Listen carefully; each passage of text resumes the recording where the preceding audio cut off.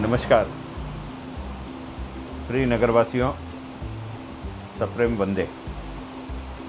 नागपुर महानगर पालिका के माध्यम से नागपुर शहर में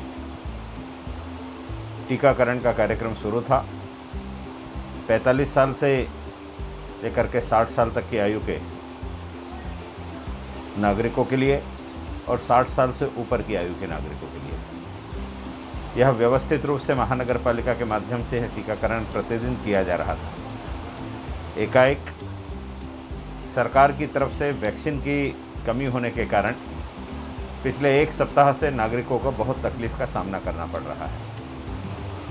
आज वर्तमान में स्थिति यह है कि ऑनलाइन रजिस्ट्रेशन करने पर आपको शेड्यूल भी मिल जाता है और वैक्सीन की उपलब्धता भी दिखाई जाती है, जबकि हकीकत यह है कि नागपुर महानगर पालिका के स्टॉक में किसी भी प्रकार की वैक्सीन नहीं है। आपको तकलीफ़ ना हो इसलिए हमने अखबार में भी इस बात को दी है। आपसे मेरी विनम्र प्रार्थना है, करबद्ध प्रार्थना है कि वैक्सीन की आपूर्ति जैसे ही नागपुर महानगर पालिका में होगी वैसे हम तुरंत नागपुर महानगर पालिका के वैक्सीनेशन के प्रोग्राम को पहले की तरह रेगुलर कर लेंगे। लेकिन अभी वैक्सीन की आपूर्ति ना होने के कारण महानगर पालिका के सभी केंद्रों पर वैक्सीनेशन को अभी स्थगिति नागपुर महानगर पालिका के निगम आयुक्त ने दी है। जैसे ही वैक्सीन प्रारंभ होगी हम फिर से आपके लिए वैक्सीनेशन के प्रोग्राम को लेकर के आएंगे। जिन भाइयों को, जिन बहनों को, जिन माताओं बहनों को सेकेंड डोज की राह देख रहे हैं वे चिंतित ना हो।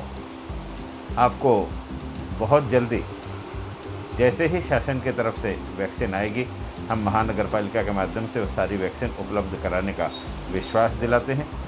आपको जो तकलीफ़ हो रही है, आप सेंटर आकर के वापस जा रहे हैं, उसके लिए पुनश्च मैं इस अव्यवस्था के लिए, यह अव्यवस्था महानगर पालिका के कारण नहीं हुई है, वैक्सीन ना होने के कारण हुई है, लेकिन फिर भी प्रातिनिधिक संस्था के रूप में महानगर पालिका कार्य कर रही है।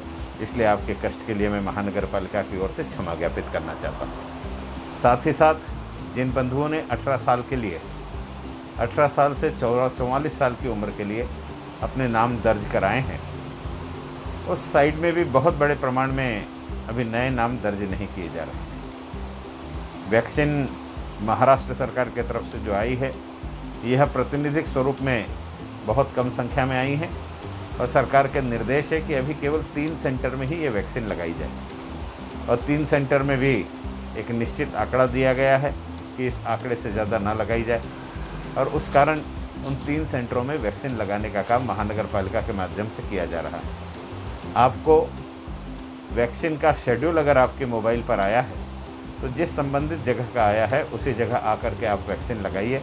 अगर आपको शेड्यूल नहीं मिला है तो कृपया वैक्सीन के लिए आप वहां ना जाएं। इसके लिए ऑनलाइन रजिस्ट्रेशन करके शेड्यूल प्राप्त करना नितांत आवश्यक है। हम लोग ऑनलाइन रजिस्ट्रेशन करने के बाद में रजिस्ट्रेशन सक्सेसफुल या जैसे ही हमें मैसेज आता है तो हम समझते हैं हमारा रजिस्ट्रेशन हो गया। इससे आप संतुष्ट मत होइए। इसके बाद आपको वैक्सीन के सेंटर के लिए आपको लॉगिन करना पड़ेगा।